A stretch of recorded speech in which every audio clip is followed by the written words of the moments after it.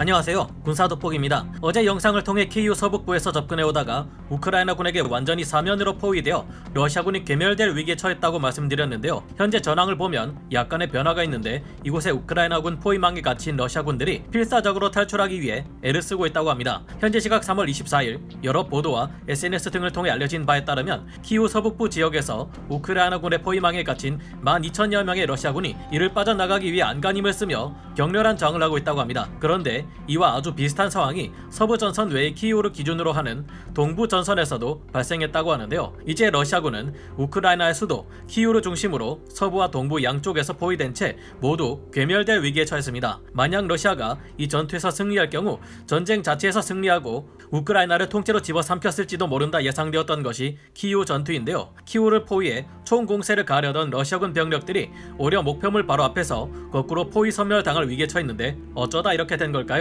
전문가는 아니지만 해당 분야의 정보를 조사 정리했습니다. 본의 아니게 틀린 부분이 있을 수 있다는 점 양해해 주시면 감사하겠습니다. 특히 호스토멜 부차, 이르핀 인근에 있는 7,000여 명의 러시아군 병력들은 겹겹이 쌓인 우크라이나군의 포위망에 갇혀 퇴로를 전혀 찾을 수 없는 답이 없는 상황입니다. 전황도를 보면 아래 부분에 이렇게 부채꼴처럼 퍼져 있는 것이 바로 이 7,000명의 러시아 병력인데요.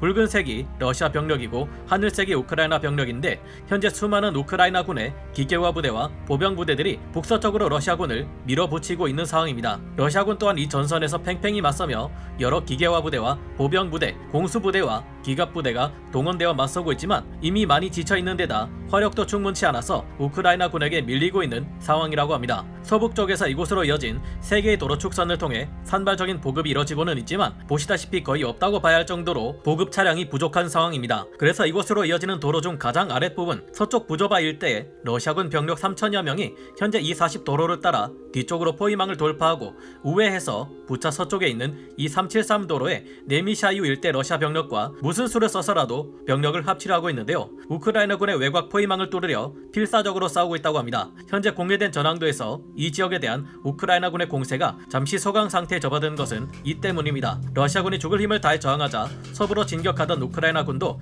진격을 멈춘 채 도로 주변에서 치열하게 전투를 수행 중입니다. 현지 시각 24일 미 국방부가 밝힌 바에 따르면 이 북쪽에 있는 친러 국가 벨라루스에서는 전쟁에 참전하지 않을 확률이 높다는 발표가 나온 데다 대부분이 산림 지역인 이곳에서 전차 부대를 이끌고 싸우다가는 매복한 우크라이나군에게 괴멸되고 말 수도 있다는 판단하에 러시아군은 북쪽으로의 탈출은 포기한 듯합니다. 대신 러시아군 병력들은 서쪽 도로를 우회해 북쪽 벨라루스 방면으로 탈출하기 위해 그와 이어지는 이 40도로에서 우크라이나군의 포위망을 뚫기 위해 사력을 다하고 있다는데요. 그러나 이들의 저항은 현재 여의치 않은 상태이며 그보다 서쪽의 T-1005 도로를 통해 우크라이나군이 치고 올라가 큰 세력을 갖춘 러시아군의 보급대대를 박살내버리려 하고 있습니다. 이곳에서 우크라이나군이 방어 중인 러시아의 기계화 부대들을 물리치고 이반 키우까지 진격해 막아버린다면 이 안에 갇힌 12,000여 명의 러시아군 대병력이 오도 가도 못한 채 보급도 받지 못하고 완벽하게 고립되는 것인데요. 이 상태에서 전선을 교착시켜 소모전을 벌인다면 러시아군 12,000여 명은 모두 포로가 되거나 괴멸되는 것밖에 선택지가 없게 될 것으로 보입니다.